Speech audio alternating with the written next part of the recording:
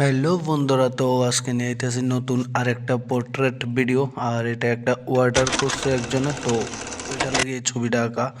আর এখন আমি ছবিটা আঁকা স্টার্ট করে দিলাম। তো চলো কথা না বাড়াইয়া পুরো ভিডিওটা তোমরা লোকে শেয়ার করি। তো ভালো লাগলে লাইক কমেন্ট শেয়ার অবশ্যই করবা, আর অর্ডার করতে ভুলবা না।